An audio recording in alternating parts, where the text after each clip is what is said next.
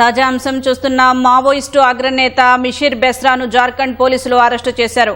Maoist central committee సభ్యుడిగా ఉన్న మిషిర్ బెస్రాపై 2 కోట్ల రివార్డు ఉంది. మరిన్ని వివరాలు మా ప్రతినిధి మహేష్ తివారీని అడిగి తెలుసుకుందాం. మహేష్, మిషిర్ బెస్రా మావోయిస్టు పార్టీలో ఏ పదవుల్లో పనిచేశారు? అతనిపై ఉన్న కేసుల వివరాలేంటి? మిషిర్ బెస్రా ఇప్పుడు మనం చూస్తే మావోయిస్ట్ ఉద్యమంలో కీలకమైన ఒక లీడర్ అని ఆయనకు గుర్తుపడతారు. 1980లో జార్ఖండ్ లో ఉన్న మదండియే ప్రాంతం నుంచి ఆయన మావోయిస్ట్ ఉద్యమంలో వచ్చారు. ఆ సమయంలో ఆ ప్రాంతంలో ఉన్న ఎంసీసీ మావోయిస్ట్ కమ్యూనిస్ట్ సెంటర్ ఈ మావోయిస్ట్ ఆర్గనైజేషన్ లో ఆయన చేరారు. దాని తర్వాత దాదాపు 40 సంవత్సరాలు ఆయన మావోయిస్ట్ ఉద్యమంలో ఉన్నారు. మనం చూస్తే జార్ఖండ్, బీహార్, వెస్ట్ బంగాల్, అలాగే ఒరిస్సా, ఛత్తీస్గఢ్ ఈ ప్రాంతంలో మావోయిస్ట్ ఉద్యమంకు ఒక పెద్ద స్థాయికి తీసుకువెళ్తాంలో మిషిర్ పెద్ద కీలకమైన పాత్ర పోషించారు మనం అనవచ్చు. ఎందుకంటే ఆ ప్రాంతంలో మావోయిస్ట్ ఉద్యమం పెరగడానికి కానీ అలాగే గెరిల్లా పద్ధతితోటి సెక్యూరిటీ ఫోర్సెస్ పైన దాడి చేసే దాంట్లో కూడా మిషిర్ది చాలా పెద్ద పాత్ర ఉంది. ఏమైతే పెద్ద సంఘటనలు ఆ ప్రాంతంలో జరిగాయి, జార్ఖండ్, ఛత్తీస్గఢ్, ఒరిస్సా, అలాగే వెస్ట్ బెంగాల్, బీహార్ ఆ ప్రాంతంలో సెక్యూరిటీ ఫోర్సెస్ పైన జరిగిన దాడులు, మందు పాత్ర పేల్చడం కానివ్వండి, ఐడి బ్లాస్ట్ కానివ్వండి, దాంట్లో ఒక పెద్ద రణనీతికారని మిషిర్ కు గుర్తుపడతారు. అలాంటి మిషిర్ కు నేతృత్వంలో 2004లో జరిగిన చాలా పెద్ద సంఘటనలో 50 కంటే పైన సెక్యూరిటీ ఫోర్సెస్ మృతి చెందారు. 2004లో ఏదైతే పీపుల్స్ వార్ గ్రూప్ ఎంసీసీ ఈ 2 ఆర్గనైజేషన్లు కలిశాయి.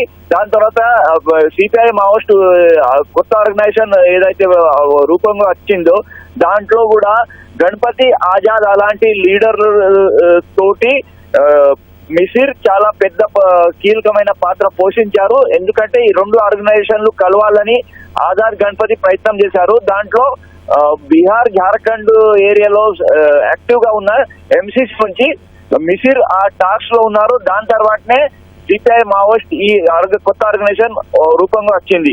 మనం చూస్తే మార్చి 31 తర్వాత మావోయిస్ట్ ఉద్యమంకి నిలిపిపెడటానికి ఏదైతే సెక్యూరిటీ ఫోర్సెస్ ప్రయత్నం చేశారో దాంట్లో పోయిన సంవత్సరంలో భూపతి కానివ్వండి, దేవ్జీ, మల్లారి రాజిరెడ్డి అలాంటి చాలా పెద్ద లీడర్స్, మావోయిస్ట్ కేంద్ర సభ్యులు ఎవరైతే ఉన్నారో వాళ్ళు సరెండర్ చేశారు. కొందరు అరెస్ట్ అయ్యారు, కొందరికి ఎన్కౌంటర్ లో మృతి చెందారు. కానీ ఆ మావోయిస్ట్ సెంట్రల్ కమిటీలో ఉన్న చాలా పెద్ద పేరు మిషిర్ బెస్రా.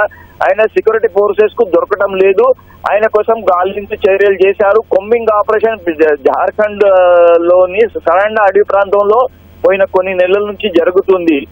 మిషిర్ ఎప్పటిదాకా దొరకరు. అప్పటిదాకా మావోయిస్ట్ సెంట్రల్ కమిటీ అస్తిత్వం ఉంది అని అనుకున్నారు. మనం చూస్తే 2 రోజుల క్రితమే మిషిర్ కు చెందిన బాడీ గార్డ్ అలాంటి 24 ఆయన సిబ్బంది ఎవరైతే ఉన్నారో మావోయిస్ట్ సిబ్బంది వాళ్ళందరూ సరెండర్ చేశారు. సరెండర్ చేసిన తర్వాత 24 మంది మావోయిస్టు సరెండర్ చేసిన తర్వాతనే మిషిర్ పైన సెక్యూరిటీ ఫోర్సెస్ చాలా పెద్ద యాక్షన్ తీసుకుంటారని భావిస్తూ ఉన్నారు. అదే ఇవాళ జరిగింది. ధన్బాద్ ఏదైతే జార్ఖండ్ ప్రాంతంలో ఉందో ఆ మావోయిస్టులతోటి జార్ఖండ్ పోలీసులు అరెస్ట్ చేశారు. మిషిర్ పైన అన్ని స్టేట్లు మనం చూస్తే 2 కోట్ల పైన ఎక్కువ రివార్డ్ ఉంది.